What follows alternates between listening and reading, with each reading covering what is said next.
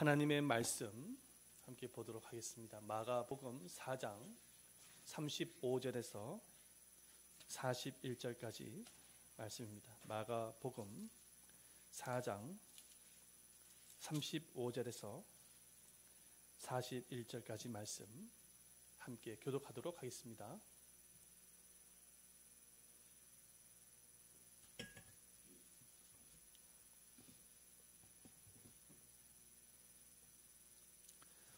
그날 저물 때에 제자들에게 이르시되 우리가 저편으로 건너가자 하시니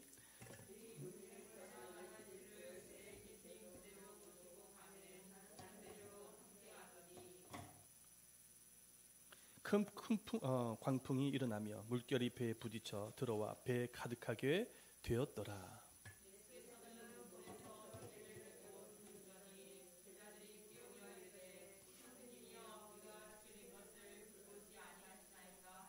예수께서 깨어 바람을 꾸짖으시며 바다더러 이르시되 잠잠하라 고요하라 하시니 바람이 그치고 아주 잔잔하여지더라.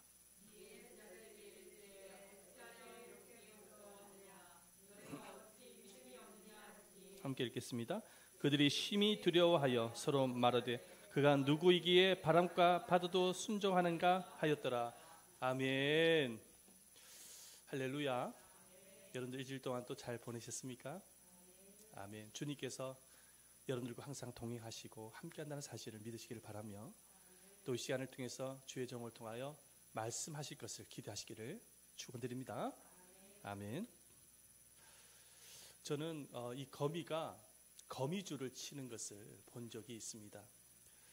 이 거미는 거미줄을 치기 위해서 가장 먼저 장소를 몰색을 합니다. 그리고 높은 곳으로 올라가서 그곳에서 가는 줄을 타고 목적지까지 내려오는 것입니다. 그리고 그곳에서 굵은 줄을 내뿜으면서 그 굵은 줄이 무슨 줄이냐니까 버팀목 줄이라고 합니다. 그 굵은 줄을 품으면서 버팀목 줄을 첫 줄을 만들기 시작합니다. 이 버팀목 줄은 굉장히 중요합니다. 그물을 만들 때에 버팀목 줄을 만드는 이유는 뭐냐면 이 버팀목 줄이 튼튼해야 그물을 만들 수 있기 때문입니다. 그리고 난 이후에 이 버팀목 줄을 중심으로 해서 그물을 만들기 시작하는 것이죠. 그물을 치기 시작을 하는 것입니다. 이렇게 만들어진 그물은요, 아무리 바람이 불고 비가 내려도 끊어지질 않습니다. 그 이유가 무엇이냐니까 이 버팀목 줄이 이 그물을 지탱을 하고 있기 때문입니다. 저는 이 거미줄의 버팀목 줄을 보면서 큰 깨달음을 갖게 되었습니다. 우리가 인생을 살아가다 보면은 뜻하지 아니하는 고난의 광풍을 만날 때가 있습니다. 이 고난의 광풍을 만나더라도 흔들리지 않게 지탱을 해주는 버팀목 줄이 필요하다는 생각을 가지게 되지는 것입니다. 그런데 그 버팀목 줄이 무엇이냐면 바로 믿음입니다. 여러분, 아무리 우리 인생에 광풍이 분다고 할지라도 믿음을 갖고 있으면 여러분 흔들리지 아니하고 행복한 인생을 살아갈 수가 있는 것입니다. 우리 인생에는 크고 작은 광풍이 붑니다. 저와 여러분들의 인생에 광풍이 없는 인생은 없을 것입니다. 질병에 대한 광풍, 경제적 어려움에 대한 광풍, 뜻하지 않는 사고에 대한 광풍, 명예를 앗아가는 광풍, 가족들의 불화의 광풍, 이 코로나 팬데믹이라는 광풍, 기타 등등 뜻하지 아니하는 광풍이 불 때가 있지요. 이렇게 인생의 광풍이 찾아오게 되어졌을 때에 우리 크리스찬들은 영적 딜레마에 빠지는 것을 종종 보게 되어집니다.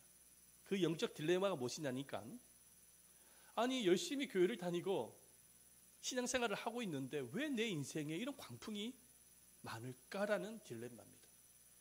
아니 나는 하나님의 자녀이고 하나님이 함께 하신다고 한다면 광풍이 불면은 하나님께서 좀 막아주셔야 되지 않을까 생각을 하는 것입니다. 그러면서 영적 딜레마에 빠지게 되어지는 것이죠. 그런데 여기에 대한 해답을 제대로 찾지 못할 때는 신앙의 슬럼프가 오게 되어지고 낙심하게 되어지고 심지어는 하나님을 원망할 수도 있는 것입니다. 그렇다면 여러분, 주의 자녀들의 삶에 이 고난의 광풍이 찾아오는 이유가 무엇일까요? 오늘 이 사실에 대해서 오늘 이 본문을 중심으로 여러분들과 함께 말씀을 나누고자 하는 것입니다. 오늘 본의 말씀은 아마 여러분도 잘 아는 말씀일 거예요. 하루는 예수님께서 제자들과 함께 배를 타고 갈릴리 바닷가를 건너가게 되셨습니다. 그런데 그 갈릴리 바닷가에 배를 타고 가셨을 때에 예수님의 배만 계신 것이 아니라 다른 사람들의 배들도 있었다라는 것입니다. 자, 그런데 항해를 하다가 큰 광풍을 만나게 되어집니다. 갑작스러운 광풍을 만났기 때문에 제자들은 당황하게 되어지죠. 그림을 보여주세요. 당황하게 되어지는 것입니다. 너무나도 두려워서 주무시고 계셨던 예수님을 깨우기 시작하죠. 예수님께서 깨셔서 이 광풍을 잔잔하게 하신 이후에 제자들을 믿음 없음으로 책망하시는 말씀이 오늘 우리가 방금 읽었던 말씀인 것이죠. 그런데 우리는 이 사건에서 중요한 사실을 발견하게 되지는데요. 이 풍랑은 믿음이 없는 사람들이 탄 배에만 분 것이 아니라 예수님께서 타신 배도 불었다라는 것입니다. 여기 핵심 포인트가 있어요. 믿음이 없는 사람들이 탄 배에만 풍랑이 분 것이 아니라 예수님이 지금 타고 계세요. 그런데 풍랑이 불었다라는 거예요. 그것도 아주 강하게 위협적으로 불었다는 것입니다. 우리는 이 사실을 통해서 귀한 교훈을 받게 되어지는 것이죠.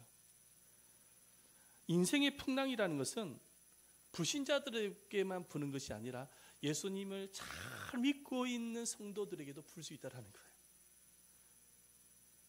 그렇게 믿음이 좋은 사람에게도 인생의 풍랑이 찾아온다는 것입니다. 여러분, 예수님이 타고 계신 배에도 풍랑이 불었는데 믿음의 성도들에게 불지 않겠습니까? 그죠? 그래서 여러 모양으로 찾아오는 것입니다. 이 풍랑이라는 게, 이 고난의 풍랑이 여러 가지 모양으로 찾아와요. 살다 보면은 도저히 상상할 수 없는 풍랑도 만나기도 하고, 이해할 수 없는 풍랑을 만나기도 하고, 어이없는 풍랑을 만나기도 하고, 그렇습니다. 살다 보면은 그런 풍랑을 만나게 되는 것이죠. 이 코로나라는 것은요, 이거는 어이없는 풍랑이에요. 어이없는 풍랑. 우리가 뭐 잘못한 것도 없고 말이죠. 어이없는 풍랑이 찾아오는 것입니다. 목회를 하다 보면 성도들로부터 이런 질문을 종종 받을 때가 있어요. 아니 목사님 잘 아시잖아요. 제가 신앙생활 열심히 하는 거. 그런데 왜 내 인생에 이런 질병의 풍랑이 부는 것일까요? 왜 우리 자녀들에게 희귀병이라는 풍랑을 만나게 되는 것일까요? 왜 우리 가정에 이런 고통의 풍랑이 찾아오는 것입니까? 네, 성도들이 그런 질문을 합니다. 저에게 와서 그런 질문을 해요. 심지어는 어떤 불신자는 인생의 광풍을 만난 성도들 향해서, 아니 예수 믿음에 만사 형통한다면서, 예수 믿음에 만사 형통한다며, 근데 이게 무슨 뭐야 이게, 왜 이런 풍랑이 찾아오는 거야? 아니 하나님이 계시긴 계셔? 하나님이 함께 하시는 거 맞아? 이 불신자들 그렇게 조롱을 하는 것이죠.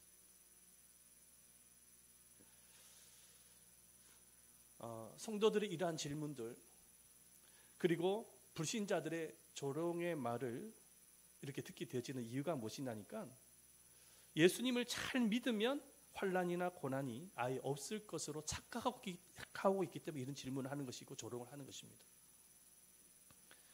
여러분, 결코 그렇지가 않습니다. 예수를 잘 믿어도 광풍이 와요.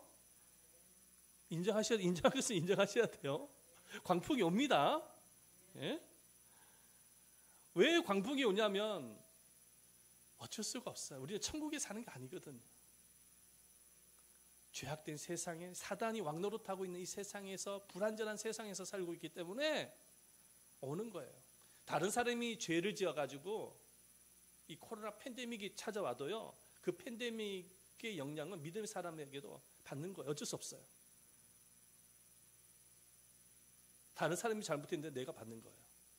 그게 바로 우리가 살고 있는 세상이라는 것이에요.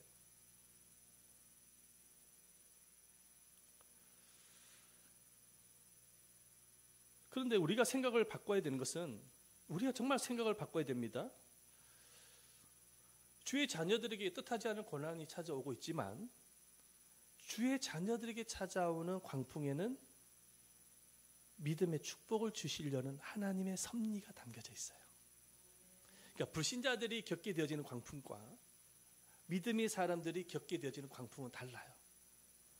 하나님께서 믿음의 축복을 주시고자 하는 섭리가 있다는 것입니다. 욥을 한번 생각을 해보십시다. 욥은 잘 믿었던 사람이잖아요. 당대 의인이었습니다. 하나님부터 인정받았던 믿음의 사람이었죠. 자, 그런데 뜻하지 않은 광풍을 만나요.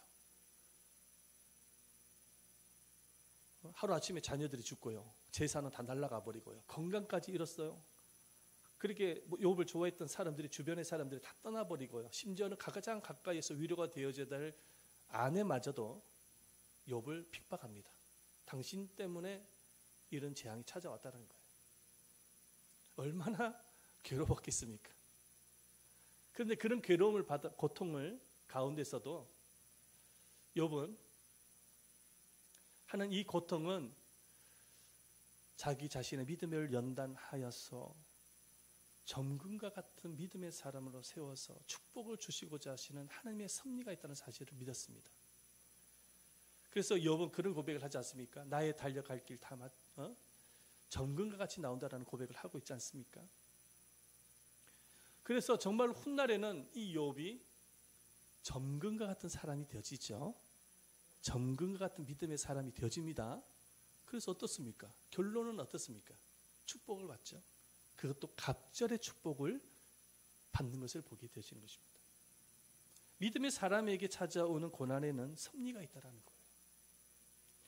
여러분, 신약 성경의 복음서에 나오는 무덤 속에 들어왔던 나사로 한번 상상해 보시길 바랍니다. 나사로에게는 두 명의 남매가 있었죠. 마르다와 마리아가 있었습니다. 나사로, 마르다, 마리아의 특징이 뭐냐면은 예수님을 그렇게 사랑했던 사람들이었습니다. 그래서 예수님께서 예루살렘으로 가는 길에는요, 항상 나사로 집에 머무르셨어요. 그들과 함께 시간을 보내고 특별한 교제를 나누셨습니다.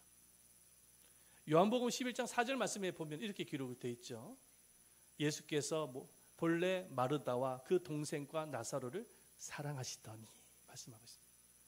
이 9절 말씀만 보더라도 나사로와 그 마르다 마리아와 예수님과의 관계는 보통 관계가 아니라 특별한 관계였음을 알 수가 있습니다. 자, 그런데 이 나사로에게도 인생의 큰 광풍이 찾아왔습니다. 이 나사로가 뜻하지 않게 죽을 병을 앓게 되어진 거예요. 자, 오늘날로 말 같으면은 아마도 말기암 4기, 5기 정도 될 거예요. 못 고치는 병입니다. 죽을 병을 앓게 되어진 거예요. 그게 왜 찾아왔는지 몰라요. 예수님을 저렇게 뜨겁게 사랑하고 예수님과 교제했던 사람입니다. 믿음의 생활을 정말로 착실하게 잘했던 사람이에요. 그런데도 인생의 큰 광풍을 만나게 되죠. 아니, 오라버니 나사로가 죽을 병을 앓게 되었다는 소식을 마르다와 마리아가 알고 난 이후에 큰 충격을 받죠. 그래서 슬픔의 세월을 보내게 되지는 것입니다. 결국은 죽어요. 무덤 속에 들어갔다는 것입니다. 하지만 결국 나사로는 죽었지만 그럼에도 우리 예수님의 은혜를 통해서 무덤 속에 죽었던 나사로가 다시 살게 되어지는 축복을 받게 되어지죠.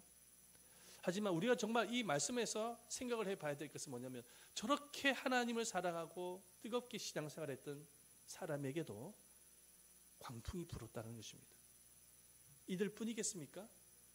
믿음의 조상으로 알려졌던 아브라함, 이삭, 야곱, 요셉, 사도 바울, 그들이 인생의 광풍을 만난 사연을 설명하라고 한다면 여러분 구구절절 다 설명할 수가 없어요. 너무나도 많기 때문에. 이 사실을 통해서 인생의 광풍이라는 것은 저 불신자, 죄를 짓고 있는 믿음이 없는 불신자들에게만 오는 것이 아니라 믿는 사람에게도 온다라는 것입니다.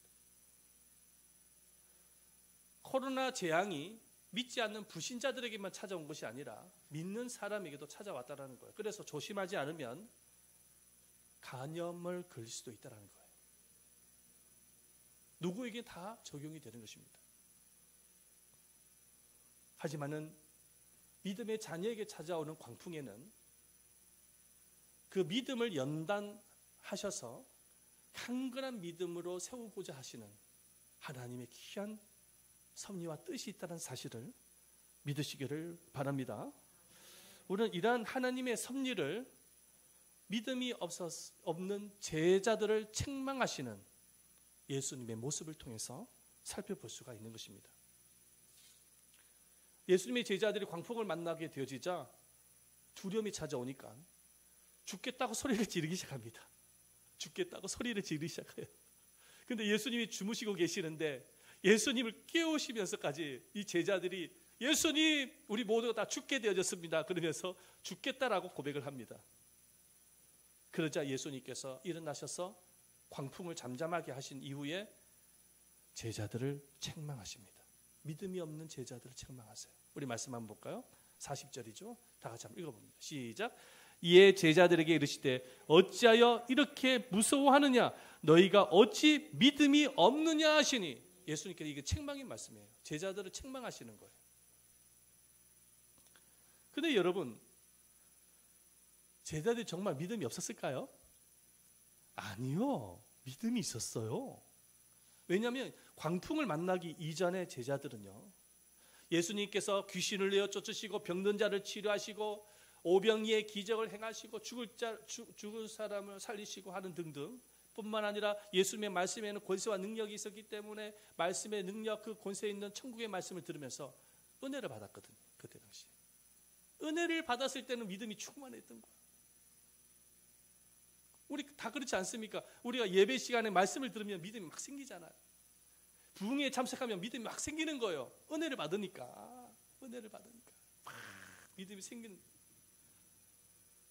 그런데 이런 믿음이 있었던 제자들이 인생의 광풍을 딱 만나니까 믿음을 다 잃어버리는 거예요.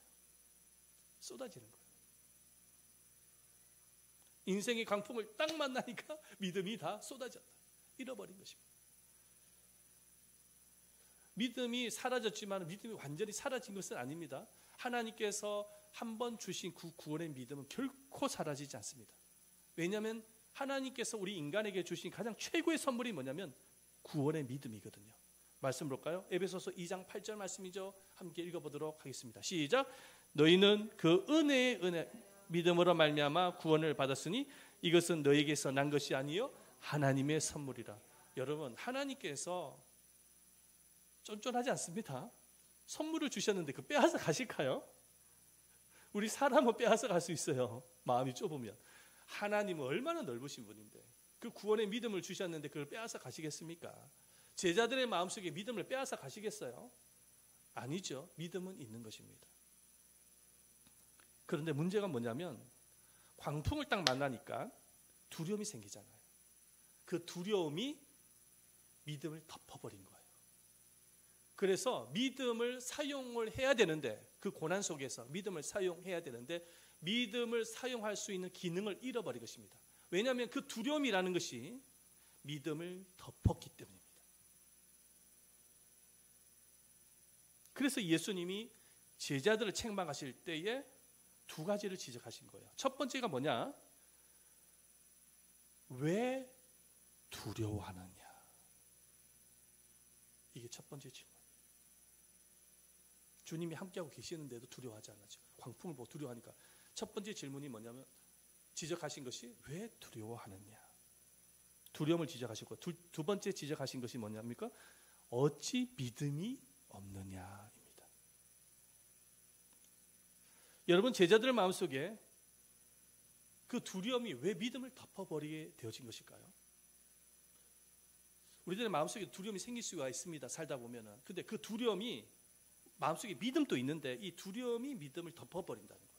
왜 두려움이 믿음을 덮어버리게 되어진 것일까요? 그래서 믿음을 사용해야 되는데 왜 믿음을 사용하지 못하도록 되어지는 것일까? 그 이유가 뭘까요? 그 이유가 뭐냐면 광풍을 만났을 때에 예수님을 바라보기보다 광풍을 바라보기 때문입니다.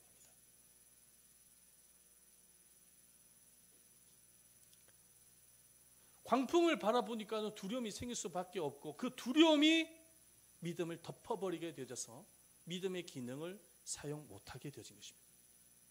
우리들도 마찬가지죠. 인생의 광풍을 만나게 됐을 때 예수님을 바라봐야 되는 것입니다. 이 코로나 팬데믹 시절에 누구를 바라봐야 되면 코로나를 보면 안 돼요. 자꾸만 뉴스를 쳐다보면서 두려움을 갖고 코로나 지금 감염 숫자가 몇 명이니 거기만 신경 쓰면 두려움이 생길 수밖에 없는. 우리가 정말로 바라봐야 될 것은 예수님을 바라봐야 되는 거예요. 광풍을 만나게 됐을 때 예수님을 바라봐야 되는 것입니다. 자꾸만 광풍의 문제, 내가 앓고 있는 문제만 집착하게 되어지고 바라보게 되어졌을 때 찾아오는 것은 두려움과 절망이에요. 그 두려움과 절망이 믿음을 덮어버려서 결국에는 믿음의 기능을 상실해 버립니다. 믿음을 사용할 수가 없게 되어지는 거예요. 예수님께서는 제자들에게 그것을 지금 지적하고 계십니다. 믿음이 없는 게 아니에요. 믿음은 있어요. 그런데 그 두려움이 믿음의 기능을 잃게 만든 거예요. 예수님이 그것을 지금 지적하고 계시는 것입니다. 여러분, 불신자와 믿음의 사람과의 차이점이 뭔지 아십니까? 불신자는 믿음이 없어요. 그래서 두려움을 만나게 되어지면 절망하고 낙담하고 자살해버립니다. 물론 믿는 사람들 가운데도 있겠지만. 하지만 믿음의 사람은 달라요. 하나님께서 주신 선물이 있거든요. 최고의 선물이 있거든요. 그 선물이 무엇이냐면 믿음이라는 것입니다. 그 믿음은 사라지질 않아요. 이미 하나님께서는 믿음의 능력을 주셨습니다. 모든 고난과 광풍을 이길 수 있는 믿음을 주셨거든요. 근데 그 믿음을 사용해서 그 광풍을, 그 고난을 잔잔하게 해 나갈 수가 있는데 사용을 못하는 거예요. 왜냐하면 마음속의 두려움과 절망이 믿음을 덮어버리기 때문에. 광풍을 바라보기면 볼수록 여러분 마음속에 두려움은 더 생기게 되어진 것입니다. 그래서 예수님이 항상 제자들에게 나를 보라는 거잖아. 베드로가 예수님이 물 위로 탁 걸어오니까 베드로가 그때는 굉장히 막 놀랐어요. 예수님께서 막 물 위를 걸고 주여 당신이 원하시면 저도 예수님께로 갈 수 있습니다. 물 위를 걸을 수 있습니다. 그럼 한번 와봐라. 그래가지고 정말로 최초로 물 위를 걸었던 사람이 베드로 선생님입니다. 그 베드로 선생님이 물 위를 걷다가 갑자기 퐁당 빠지고 말았어요. 왜 빠졌습니까? 예수님을 바라보기보다 뭘 바라본 겁니까? 광풍을 본 거예요. 파도를 본 거예요. 우리 사람은 이렇게 흔들리는 일이 많아요. 마음이. 왜 믿음이 흔들릴까요? 자꾸 문제를 보는 거예요. 광풍을 보는 거예요. 왜 예수님을 바라보질 못합니까? 믿음의 시선으로 왜 예수님을 안 봅니까? 예수님을 안 보니까 자꾸만 넘어지는 거예요. 제가 전도를 하다 보니까 교회를 쉬고 있는 성도들이 참 제법 많더라고요. 그분들이 전부 다 우리 전도 대상자들입니다. 여러분, 교회를 쉬고 있는 성도들을 뭐라고 부르는지 아십니까? 가나안 성도라고 부릅니다. 여러분, 가나안을 거꾸로 뒤집어서 한번 읽어보십시오. 안 나가 성도입니다. 가나안 성도가 참 많아요, 우리 주변에. 근데 왜 교회를 나가지 않느냐, 왜 쉬고 있느냐를 한번 조사를 해봤거든요. 99.9%가 인생의 광풍을 통과하지 못했기 때문입니다. 인생의 광풍을 만나게 되었을 때 주님을 바라봐야 되는데 광풍만 바라보다가 믿음을 잃어버린 거예요. 에이, 정말 하나님이 나와 함께 하시는 건 맞아? 이렇게 나오는 거예요. 아까 좀 전에 제가 말씀을 드렸잖아요. 생각을 잘못 가지게 되시면은 믿음을 다 잃어버립니다. 하나님이 정말 정말 함께 하시는 거 맞아? 하나님 함께 하시면 왜 이런 광풍이 찾아오는 거야? 그러면서 시험 들어버린 마음. 결국 하나님 앞에 안 나오는 거예요. 광풍을 통하지 못하기 때문에 가난한 성도가 생기는 것입니다. 주변 사람들을 보니까는 입버릇처럼 많이 사용하는 말이 있더라고요. 어떤 사람들은 맨날 죽겠다. 죽겠다. 맨날 죽겠대요. 힘들어서 죽겠다. 피곤해서 죽겠다. 괴로워서 죽겠다. 아파서 죽겠다. 저놈의 자식 때문에 죽겠다. 저놈의 남편 때문에 죽겠다. 맨날 죽겠다, 죽겠다, 죽겠다. 사람들이 왜 죽겠다라는 말을 잘 사용하는지 아십니까? 자꾸 광풍을 보거든요. 이 광풍만 보면 자꾸 마음이 답답하고 힘들고 괴롭거든요. 그러니까 한숨이 나오는 거예요. 그러면서 자기도 모르게 죽겠다, 죽고 싶다 이런 생각이 나오는 거예요. 여러분, 광풍이 큽니까? 예수님이 큽니까? 예수님이 훨씬 큰 거예요. 그래서 참 믿음이란 무엇이냐면 광풍보다 더 크신 예수님을 바라보는 게 믿음이에요.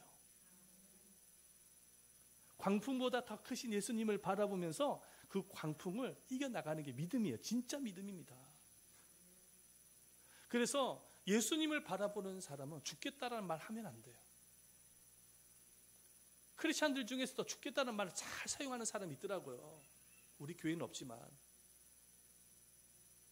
우리 크리스찬들은 예수 믿는 사람은 죽겠다는 말 사용하면 안 됩니다. 뭐라고 사용했냐면 죽게 있다 이렇게 생각해야 돼요. 한번 따라해봅시다. 죽게 있다. 이 고난을 이길 수 있는 것도 누구에게 있다? 죽게 있다. 내 병을 치료해 주실 것도 죽게 있다. 할렐루야.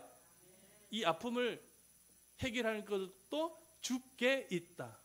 이 코로나 팬데믹도 문제를 해결하는 것도 죽게 있다. 할렐루야. 그래서 바꿔야 되는 거예요. 이게 생각을 바꿔야 되고 입술의 고백을 바꿔야 돼요. 이게 믿음이에요. 믿음. 버팀목 믿음. 믿음을 말하는 거지. 하나님이 가장 기뻐하시는 사람, 하나님이 가장 인정하는 사람은 어떤 사람인지 아십니까? 오직 믿음으로 인생의 광풍을 이겨나가는 사람.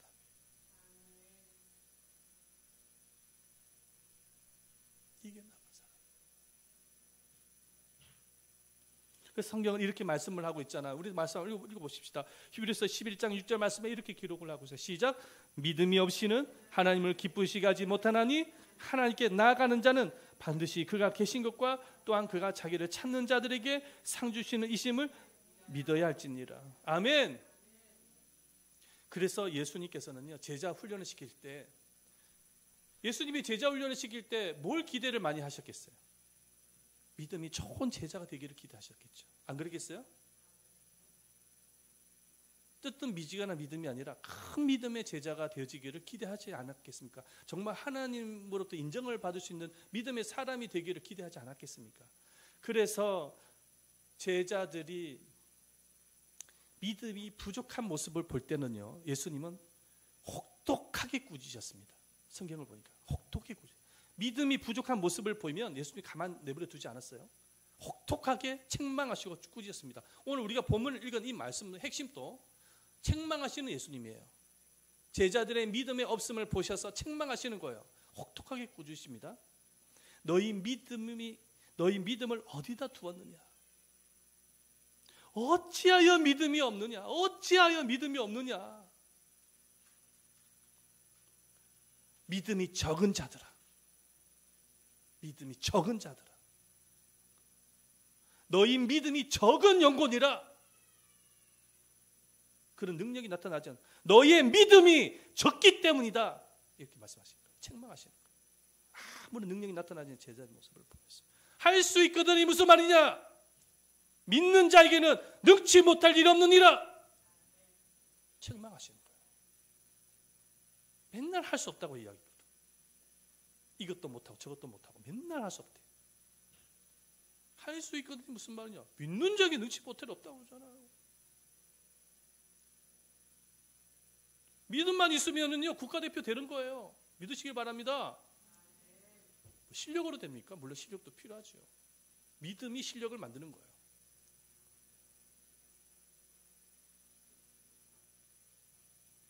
중요한 것은 믿음인 것이죠. 믿음이에요. 믿음이 없는 거예요. 믿음이. 믿음이 없거나 부족해서 그래요. 믿음 없이 한번 해보세요. 되는지. 안 돼요. 자기 실력으로 되는 줄 아십니까? 목회요? 실력으로 안 됩니다. 믿음으로 하는 거예요. 모든 게 다 마찬가지예요. 병치유? 백날 병원 다녀봐야 변함이 없어. 그러나 주님이 믿음을 통해서 역사하시면 치유가 되는 것입니다. 믿음으로 하는 거예요. 자, 그런데 예수님께서 믿음이 좋은 사람을 만나면 그냥 지나치지 않으셨어요. 믿음이 좋은 사람을 만나면 칭찬하십니다. 누가복음 7장 말씀에 보니까 예수님이 백부장의 믿음을 보셔서 너무나 기분이 좋으셨어요. 그래서 칭찬을 하는데 뭐라고 칭찬하시는지 보십시다. 누가복음 7장 9절 말씀에서 읽어봅니다. 시작. 예수께서 들으시고 그를 놀랍게 여겨 돌이키사 따르는 무리에게 이르시되 내가 너희에게 이르노니 이스라엘 중에서도 이만한 믿음은 만나보지 못하였노라 하시더라. 이 백부장의 믿음이 제자들 믿음보다 더 좋았다라는 거예요. 이스라엘 중에 이만한 믿음을 만나보지 못했다는 거예요. 칭찬하신 것입니다. 오늘날에도 주님은 믿음이 부족한 성도를 꾸짖으십니다.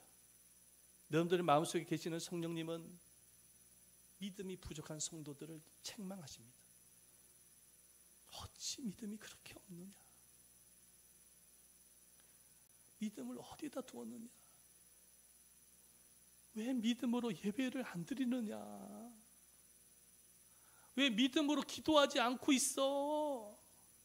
왜 믿음으로 순종하지 않아? 그러니까 아무런 능력이 나타나지 않는 거야. 믿음을 책망하시는 거야. 하지만 믿음을 보이는 성도들에게는 내가 이만한 믿음을 보지 못했다. 칭찬하시는 거야. 사랑하는 자녀야, 내 믿음대로 될지어다. 칭찬하십니다.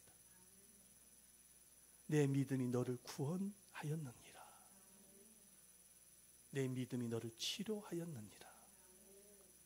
내 믿음의 기도를 내가 응답해 주겠다.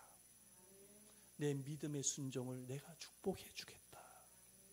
믿음을 칭찬하신 것입니다. 여러분, 하나님이 인정하는 사람, 하나님이 기뻐하는 사람은 이렇게 믿음으로 광풍을 이기는 사람, 믿음으로 순종을 보이는 사람이에요. 사람들이 하나님께서 믿음을 가장 기뻐하시는 사실 알고 직업별로 믿음을 갖기로 결심했습니다. 한번 보여주세요. 채소 가게 주인은 쑥쑥 믿는다. 한의사는 한 방에 믿는다.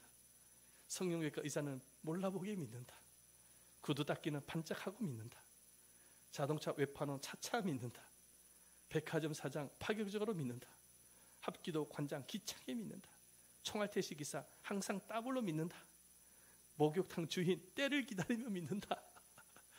한번 제가 재미있게 한번 유머라서 한번 소개를 하고자 가져와 봤습니다. 여러분, 믿어야 되는 거예요. 모든 인생에는 광풍이 있어요. 없는 사람 없습니다. 하지만 믿음의 자녀에게 찾아오는 광풍은 하나님의 섭리가 있는 거예요. 여러분들 믿음을 연단하시고 강건한 믿음의 사람으로 세우고자 하시는 하나님의 뜻이 담겨져 있습니다. 그러므로 여러분, 우리가 이 세상을 살아가면서 광풍을 만날 때 광풍을 보지 마세요. 자꾸 묵상하지 마세요.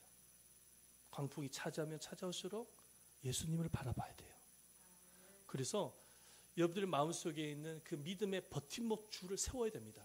아까 그 거미가 그물을 만들 때 버팀목 줄을 중심으로 만드는 것을 보셨을 것입니다. 그렇죠? 여러분들의 가슴속에 마음속에 믿음이라는 이 버팀목 줄을 견고하게 세우시기를 바랍니다.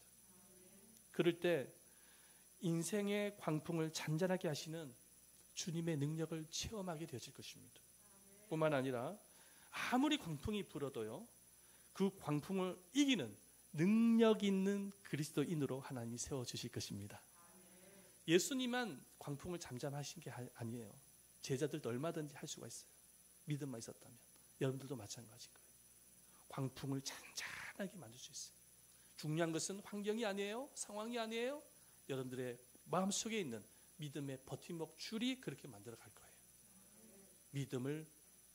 믿음으로 예배하고, 믿음으로 기도하고, 믿음으로 순종하면서 믿음을 나타내는 여러분들 되시기를 예수님의 이름으로 축원드립니다. 우리 함께 기도하도록 하겠습니다. 우리 한번 기도를 드릴 때에 살아계신 아버지 하나님, 우리가 살아가면서 인생의 광풍을 만날 때가 있는데 그때 광풍을 바라보면서 두려워하지 말게 하시고 예수님을 바라보면서 믿음의 버팀목 줄을 세우게 하시고 믿음으로 기도하고 예배하고 순종하면서 믿음으로 광풍을 잔잔케 하는 능력이 나타날 수 있도록 우리의 믿음을 하나님께서 함께 해달라고, 믿음을 나타낼 수 있는